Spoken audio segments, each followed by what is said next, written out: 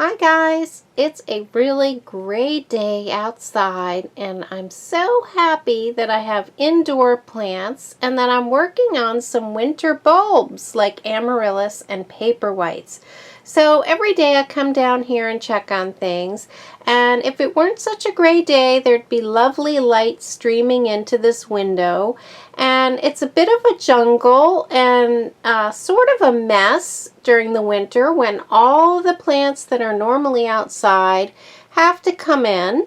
And they have been in since before the first frost because all of these are either desert plants or just regular house plants that can't really survive the frost. So I thought I'd take you around. It's kind of a mess. I have lots of pots here, and I have to do a good pot sort through, but I like to keep all kinds of pots on hand so that when I get a plant, I have the right vessel for it.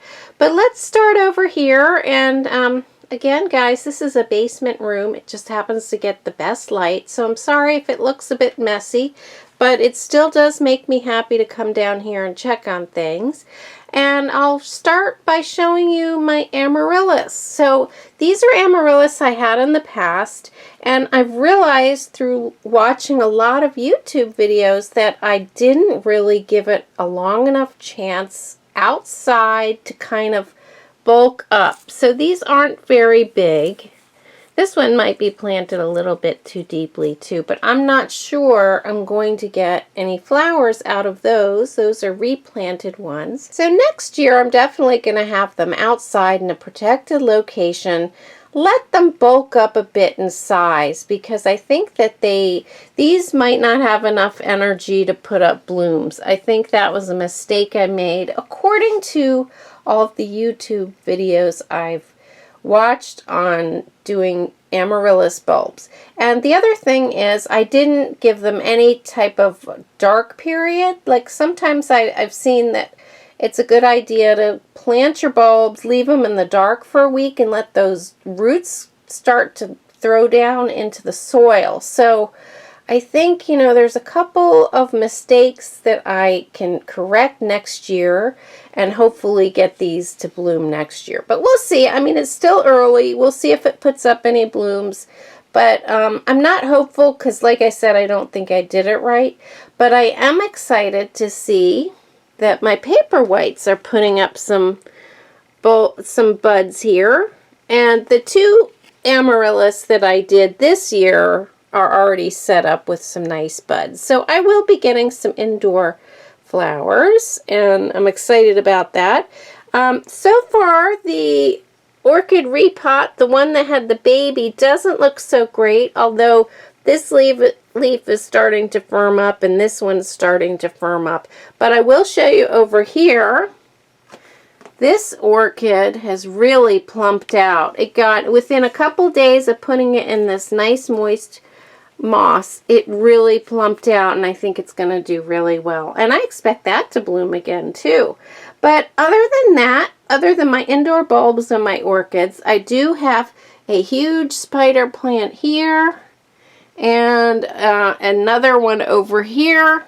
I'll try to get up to show you. So this one has the green margins and the white center, and this one's the opposite. This one has the green center and the white margins. And I keep these up in my garden, my shade garden, all year. They stay out. They love it out there. As you can see, this one in particular has made loads of babies, and that might be kind of a fun winter project to root out some of the babies. So I'm thinking about doing that. But I keep these outside and they come in, and then it's kind of a shock for them. Here's a typical leaf. It's a bit of a shock when they come indoors, but I do keep them alive even though they're not as glorious. I keep them alive inside, and then as soon as I put them out again, they start to just thrive and grow like gangbusters. So, you know, if these don't look perfect over the winter, I never worry about it because they just come back every year, every time I put them back out in my shade garden. And this one is another one as well that lives outside during the year. And I really don't put a lot of plants outside. This one is a Tradescantia, but it's very purple when it's outside, and then it comes in and it kind of crisps up and drops a lot of leaves. Sometimes I cut it way back. This year I didn't cut it back as much as normal, but I do keep it in here, and again, it doesn't look as good as it does during the summer, but it hangs on from year to year, and then it looks glorious outside. So this is just its winter setup. And then under here I have a lot of cacti and succulents, mostly cacti over here. And I have spread out my cactus collection through more of the house. But I have all these guys that are receiving no water. And they're all tucked in here. And this gets a nice bit of sunshine, but they're in their dormancy, so I don't stress out too much. They haven't been watered probably since the end of October. They've been dried out, and so far so good. I had one perish already, and I have had mealybugs on the same characters that normally suffer from it. One of them is this rainbow burst echinobivia, and I've had a lot of trouble with this with mealybug. So I keep an eye on this, and these have been sprayed many times with neem oil. I've been doing a lot of spraying down here with a diluted solution of neem oil, and I think I have it under control, but I did lose one cactus to quite a bad case, but I got it right out of here, and that's hard to do. You want to nurse everything back to health, but at the same time, if you have a collection of plants, you want to get right on it, separate it out, and dispose of it if need be. I wanted to show you something back here. These are coleus plants that I rooted out toward the end of the season, and they were in my garden in container plantings. And I wanted to show you the difference in something. I was planning on overwintering them and bringing them back out into the garden as container plants next year. So I rooted these out and I planted them. And these, even though I keep watering them every couple days, they really love a lot of water, look pretty terrible. But let me show you up here, a much better solution is to keep them in water. Look at this, guys. This is in a vase. I'm trying to get through my jungle. My jungle of plants. This one is in a vase. And these look fantastic. And I have another couple vases upstairs near a brightly indirect sunlight window. But look at that, guys. Let me show you the roots. I'll take you down here. Look at how vigorous those are in the water. So I think, now we'll have to see how they transplant out into the garden next year, but I think this might be how I overwinter some coleus cuttings.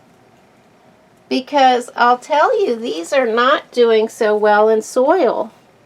I think it's much better to keep them overwintered in water. That's the conclusion I've come to. And it looks like we have a little casualty up here. I'll have to check this out after I turn the camera off and see what's going on here.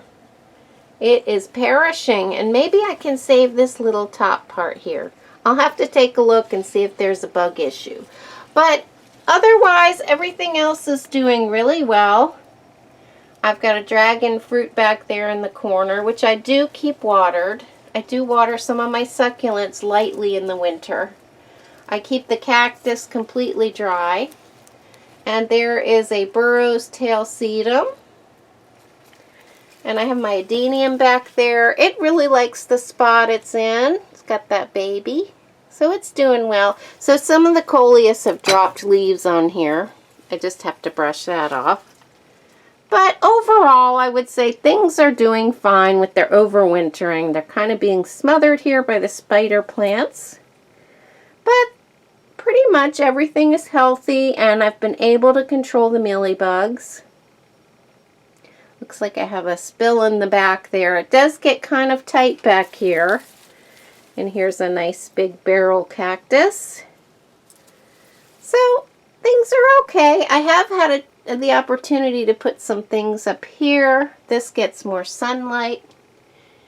So I have a couple barrel cactus up here and one of my tall opuntias.